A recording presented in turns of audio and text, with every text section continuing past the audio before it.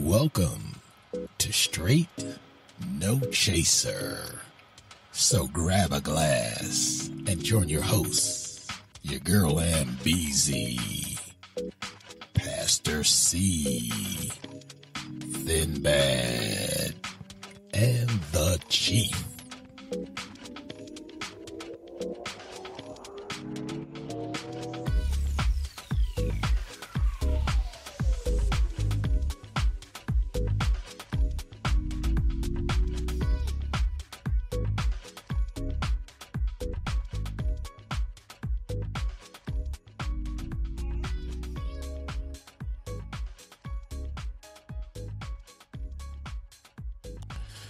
Welcome to Straight No Chaser, where we never dilute the issues, we only serve the hard stuff. It's the Chief, and I'm here this evening with Pastor and the C. racist and offensive Yes, sir. attitude How you doing, it Chief? represents How you doing, Pastor does C? not How's reflect everything? that person I am Excellent. today. No complaints, or the way man. We that got I a have lot going conducted on, myself so as can't a wait to soldier, get into this show. a doctor, and a Wait a public minute. servant. We got something going I on am here in the deeply background, sorry. Pastor C. I Not cannot sure where that's change the coming from. decisions I made, nor can I undo the harm my behavior Let's see here, caused Pastor then C. and today. We're going to go to, oh, there we go. I'm not sure where that was coming from, Pastor C, but whatever it was, it stopped. So that's the devil trying to keep us from our message today, Pastor C. Yes, But sir. today we are obviously looking at a lot of different tragedies, and I know you're here with us, Pastor C, and we're waiting on Thin Bad and Ambezy. She's on another assignment, but of course the world is mourning the death of Kobe Bryant. Yes, sir. In the tragic helicopter situation. And one of the things that has been coming up, the constant theme is tragedy and appreciating family as a result of these tragedies. And I've been guilty of it too. You're doing your day-to-day thing, and you sort of always assume that your car's going to be there, your job's going to be there, you're going to be able to flex your toes and your fingers, and it takes a tragedy to get people to see that you better start appreciating some of the things that you have, whether it's your brother-in-law, your mom, your sister, your best friend, whoever it is or whatever it is. And, and you always notice, Pastor C, it takes a tragedy to make people start to say, hey, man, I need to spend more time with my family. Hey, man, the next time you see your wife, tell her you love her and all that kind of stuff. And Pastor C, I know that you are a counselor and you see this stuff all the time. And I guess the question of the day, Pastor C, is why does it take tragedy to get people to appreciate family, friends, just to be able to go outside and smell coffee or to wiggle your toes in the grass? Why is that, Pastor C? Well, first of all, Chief, I think I want to thank you for even pausing and entertaining such a subject. I don't believe that it is always due to a negative or a derogatory reason as to why it takes tragedy for us to appreciate people. I think sometimes we just get caught up in life and the hustle and bustle of things, and we take people for granted, just thinking that we will always have them around, and we begin to procrastinate and say, oh, I'll call that person next week, or I'll talk to them, or that's right. And so we take people for granted, or we just assume that we will always have individuals in our lives. And tragedy causes us to take an introspective look as well as an extrospective look at things and at people and at relationships. Sure. And you begin to see how much you value people because you realize that those individuals whom you currently have may be gone tomorrow. So I think that tragedy sometimes causes you and I to wake up and causes people to wake up and begin to appreciate who they have in their life. Well, I tell you, Pastor C, that's a great point. And, I know I've been guilty of it myself, not always appreciating things and people, and it takes tragedy and sometimes near tragedy sometimes to get us to recognize what we need to do to be a little more grateful, if you will, to, for some of the things that we have. And, I look at another tragedy, Pastor C, and you and I were talking about it before we came on the air, and we have to talk about it. And that was the incident in Prince George's County, Maryland. I know you were talking about that with me today, and you were expressing some great concern about this incident that involved a Prince George's police officer who killed a handcuffed man in a police cruiser. And I'll kind of let you start on that, and I'll jump in. Well, I have questions. I have questions as a citizen. Because you're a man who served in law enforcement, you took oaths and you served the community as well as upheld the law. I have more questions than I do commentary. And my question would be to you, yes, your sir. expertise and your experience, how does one pose a threat being handcuffed in a vehicle towards the officer that will cause him to feel as if he need to discharge 7 bullets in him? Well, Pastor C, that's certainly a question that I've been grappling with myself. It's been a few years since I've been with the agency after retiring, but what I will tell you though is that I have a lot of questions too, and to your question rather, how does that happen? I don't know. Now, according to the media, the officer Corporal Owens, I believe, was responding to a call that a driver struck multiple cars in the St. Barnabas Road area of the county. Mm-hmm. And to make a long story short, the gentleman that was eventually involved in the incident was taken out of the car. He appeared to be under the influence of an unknown substance, which they thought perhaps it was maybe it was PCP at that moment. He was placed in handcuffs and placed in the front seat of his police car.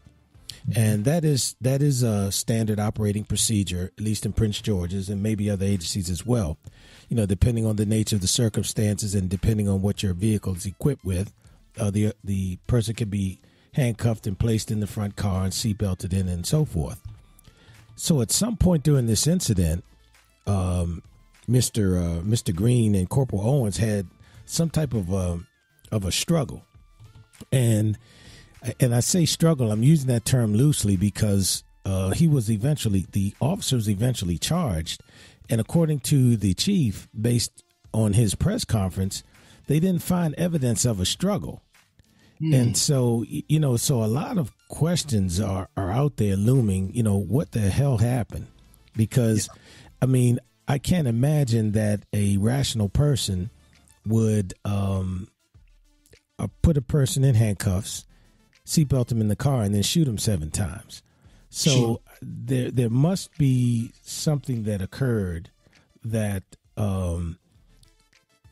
I don't know, that angered the corporal or caused him grave concern for his safety, or a combination of both. Not quite sure what it is. And I know there's probably more information than the chief is probably prepared to release at this moment. But I can certainly tell you from what I've been hearing, particularly in the community out here, and I even heard them talking about it on a couple of radio stations out here, was that how can you just execute a guy like that? And, it doesn't appear that there was a grave threat to the officer's life. Now, again, this is based on the chief's press conference and the fact that they're now charging the officer with second-degree murder. And, of course, and I have to put that disclaimer in, I don't have any access to any information other than what the press is saying. Sure, and I'm considering the information that has been released. Corporal Owen Jr., he's a 10-year guy on the force. So I would assume that he has gone through some experiences, some training and things of that nature. That's correct. To handle and properly engage criminals. So I'm just wondering, and I may be pushing the envelope a little bit, Chief, but could there be a mental breakdown that could have happened to that officer at that time that caused him to act out as he did, that would result in him shooting a handcuffed guy in the patrol car 7 times? Is it possible? Oh, absolutely. Anything is possible when you're dealing with human behavior. Okay. Certainly he could have had some type of mental situation. Normally, Pastor C, and I'm glad you brought that up, the background process is supposed to weed that type of mental deficiency out.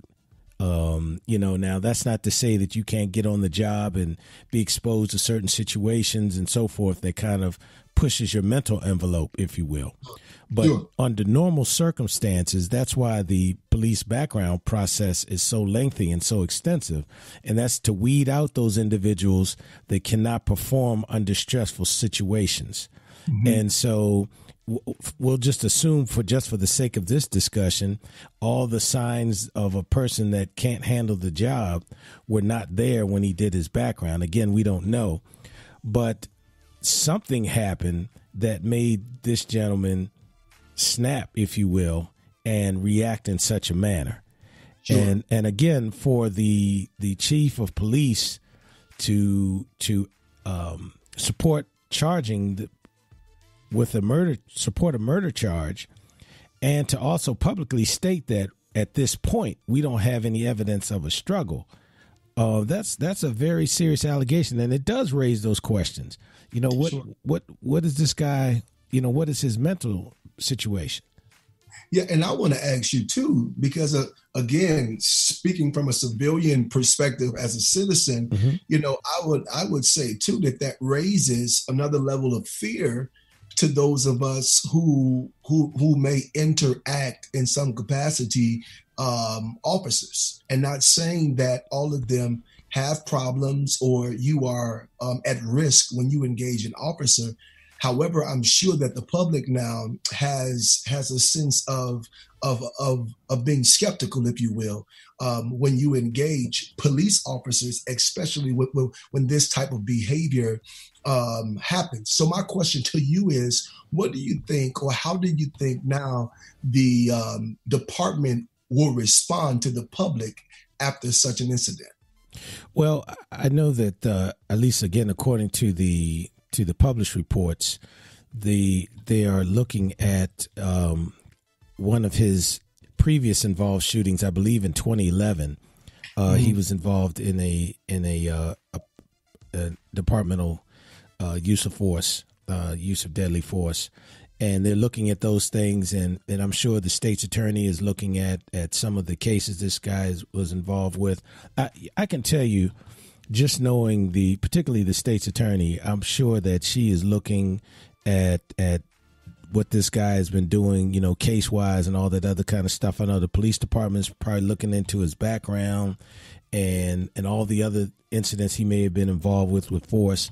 And between the two agencies, they're going to really have a hard look at this guy, as they should, because right. the public is going to expect that.